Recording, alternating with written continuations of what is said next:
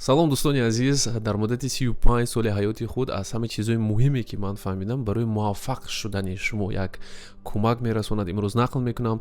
Агар шумо якум қисми ин наворро тамошо накарда бошед, метавонед мана дар ин ҷо дар инфобокс тамошо кунед. Албатта наворро то охирша тамошо кунед, барои ки дар охири навор ман шумода як маслиҳате метиҳам ки $1 миллион меистад. бо шумо лоиҳаи 1% мо сар мекунем. чизи навбатии муҳиме ки ман дар ҳаёт омӯхтам, ин барои солим будани шумо, барои тарзи солими ҳаёти шумо пул он қадар нақши зиёд бозӣ намекунад. дӯстои азиз, агар пул шуморо солим мекард, мана ҳамашон не аксарияти одамое ки бой ҳастанд он қадар масалан шиками калон намедоштанд.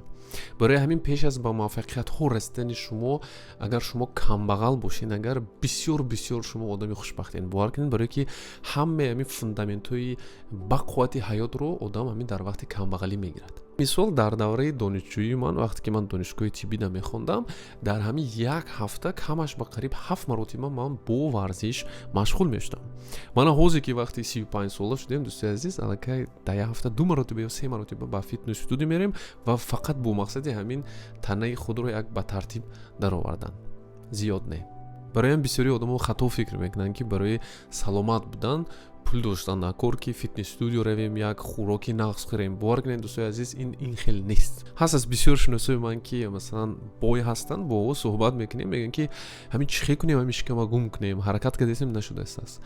дӯстои азиз, проблемаи асосӣ ин дар фундамент аст. аммо фундаментро дар вақташ хато мондагианд. агар шумо вақти ҳамун якум зӣ наҳода саломатии худтона тартиба набиёред, агар дар оянда бисёр қин мешавад худтона ба тартиб овардан. боз як чизи муҳиме ки ман дар ҳаёт омӯхтам, агар шумо дар муддати як дароз хатогӣ накунед, агар фаҳмед ки шумо пеш нарафта истодаед, шумо насабзида истодаед. барои он ки бисёри одамо метарсанд аз хатогӣ кардан. дӯстои азиз, ҳамин рӯз қабул кунед ки хатогӣ кардан ин як қисми ҳаёти шумо, як қисми муваффақ шудани шумо ба ҳисоб меравад. барои ҳамин одаме ки ягон кор намекунад, хато намекунад. одаме ки ягон кор мекунад, хато мекунад. ва ин ҳолати нормалӣ ба ҳисоб меравад.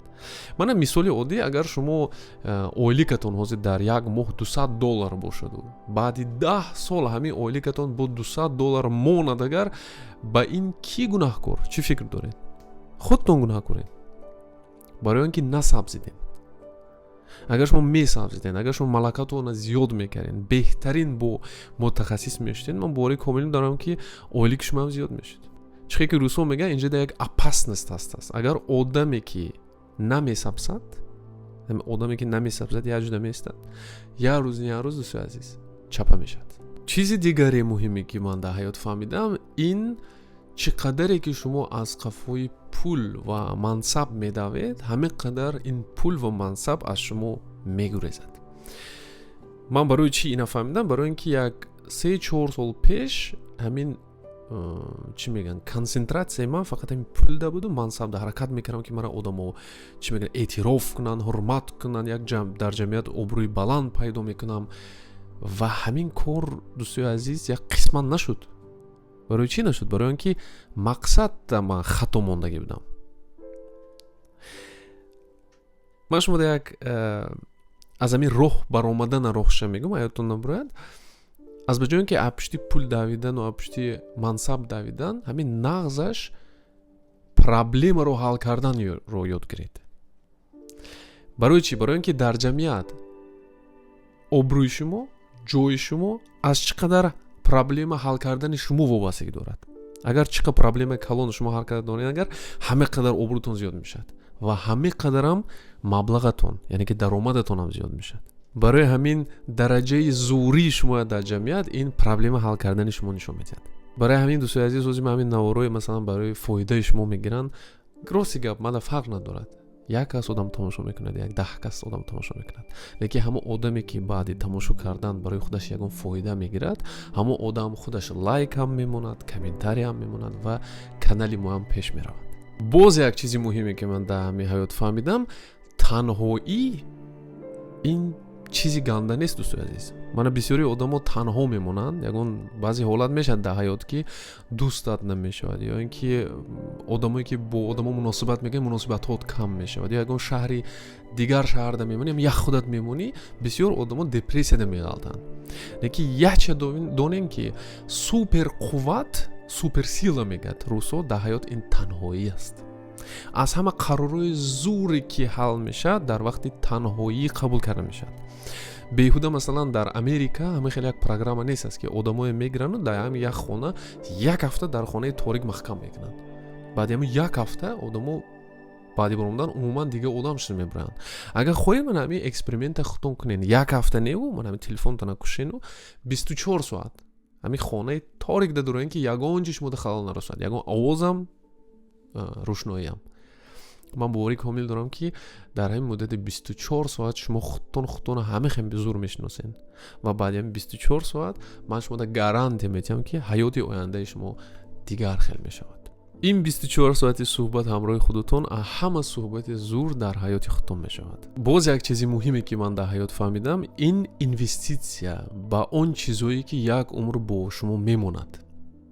این آیفون نه، این ماشین خوشرو نیست، این خانه دبدبانوک نیست است. مثلا یکی از چیزایی که فقط همراه شما میماند این خاطره شما است. مثلا شما از تلفن دارین، یک تلفن آیفون نو نگیرین، نگین که منم ترند شدن میخواهم، نگوین همون پول با یک اویلتون گفت یک بلیت گیرین روین یک اونجا پرین دمگیری. اگر همون امکانیت نباشد، اگر تاجیکستان پوری کوه و جاهای خوشرو روین یک پیکنیک کنین، اویلکتی هم چخ مزه کنین، این همین چیش مودا میماند. من همچون دکتر با بسیار بیمارایی که در بین اینو وای حیات ماندن صحبت میکنم. در همین لحظه های آخری حیات خودشون فقط همین چی میگن لحظه های خوشی حیات آمده نقل میکنن. هیچ کس ماده درباره آیفون و خانه و ماشین نقل نکرده است. برای همین یک کمین درجه با همین چیزای اینوستیسیا کنین که همراه شما تا آخر عمرتون میموند. پیش از اون یکی ما شما در مسئولیت $1 میلیون رو گم با یک چیزی اما مهمی فهمیدگی ما حیات شما در نقل میکنم. این دوستای عزیز، برای موفقیت شما انتخاب نمودن همسری حیاتی شما با حساب میرود، یعنی که همون شوتون یا زنتون. برای چی؟ برای که اگر شما مثلا زن گرفتگی باشید اگر یا اونجا با کار کنید، اگر همین کار با میبروید میرین، اگر همین رو چی با образ نه اگر گویم، اگر شما میبروین جنگ دا میرین، پاگور سر کار دا میبروین جنگ با میرین، برای که حیات ما از مقابلیت های عبارت است. وقتی که شما همون مانده میشین همون روز خانه با میبین، شما برای چی خانه میبین؟ برای اینکه میخواین یک دم گیرین، یک تینجی باشد. اگر همین چی میگن زنی شما خانه ده همین تینجی رو اگر تامین کرده تاند، اگر شما خوش قبول کند، همین یک کمفورت دادن تاند، اگر باور کنید شما از همه مردی خوشبخت و از همه مردی موفق در حیات به حساب میرین.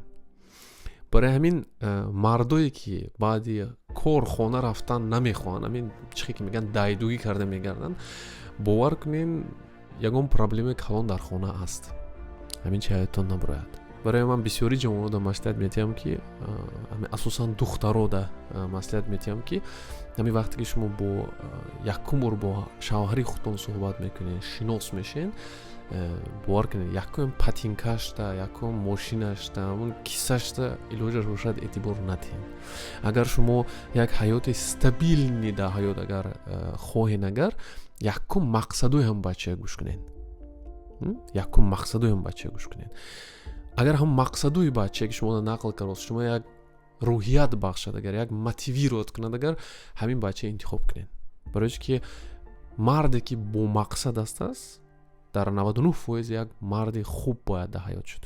اگر شما یک قسمی همین موفقیت شدن خواهین، اگر شما تیار باشین همین مرد دستگیری کردن، من باوری کامل دارم که یک عائله بسیار با قوت و عائله زور میشین. و نهایت مسئولیت $1 میلیون دوستای عزیزی من با دقت گوش کنین. بعدی که من همین چیز رو فهمیدم، حیاتی من بسیار دیگه شد دوستای عزیز. یکی در حیاتتون بیستند. نتیجه شما، یعنی که کنیشنی ایتوگ شما 50-50 است. هیچ کی شما در گارانتی نمیتید که نتیجه شما мусбӣ мешавад гуфтам. барои чӣ? барои ин ки натиҷа дар дасти худованд аст. лекин ҳозир бинед, лекин аз ҳама зеботарин дар ҳамин тамоми чӣ мегӯяд роҳи ба мақсад расидани шумо ин ҷараён ҳастас, яъне ки протсесс. ҳамон вақте ки шумо то натиҷа мерасед, ки ҳамин вақт, барои ҳамин ҳамин вақт, ҳамин ҷараёнда, ҳамин протсесда кайф кунед. ин бисёр як муҳим аст. баъзе одамо ҳамон фокусашон фақат ба натиҷа аст, конечный результат аст, лекин кайф намекунанд ҳозир ҳамин ҷараён. ҳамин фикрашон дар оянда аст, лекин ҳозир кайф намекунанд. мана баъзе одамо чӣ мегӯянд англисӣ мехонанд, ҳам мақсадшон ҳамин экзаменро супоридан. вақте ки мери экзаменда шумо 10 балл гирифтани буден, 5 сол хонден, яке 5 балл гирифтен, чӣ мешавад? 2 карат зиқ мешавад. якумаш аз натиҷаи гирифтагии шумо, дуюмаш ҳамин ҷараёнда шумо кайф накарден. масалан ман дар ягон давлат агар равам, агар аллакай як план мекунам, мегӯям ки худо хоҳад мерем, ҳаво зур мешад, тамошо мекунем, кайф мекунем, мебием. ман дирӯз Италия рафтам, ҳаво борон борид 3 рӯз дар ҳаминҷа. ман ҳамон рӯзи 3 рӯз борон борид. ман зиқ шудам? нашудам. барои чӣ? барои ин ки ман аз ҳамин худи процесс, аз худи ҳамин ҷараён кайф кардам. чӣ хел бор бо худам ҷамъ мекунам, чӣ хел аэропорт мерам, чӣ хел чағ мезанам, чӣ хел музика гӯш мекунам, чӣ хел қатъи одамо суҳбат мекунам. ҳамон борон бориди сабук шудам, чӣ хел ҳамон архитектура ман тамошо мекунам. ин ҳамин чиз шумода мемонад. ҳамин чиз аёдатон набарояд. агар ба шумо навор маъқул шуда бошад, албатта фикри худро дар комментария нависед. ин як чизе ки русо мегӯянд обратный связь. ман мефаҳмам ки шумода маъқул шудааст, шумода дар кор ҳамин чиз ва мо давом метиҳем ин лоиҳаро. обуна шавед. бо шумо лоиҳа 1% ва ман Икром Шейхсаидов. мо давом метиҳем.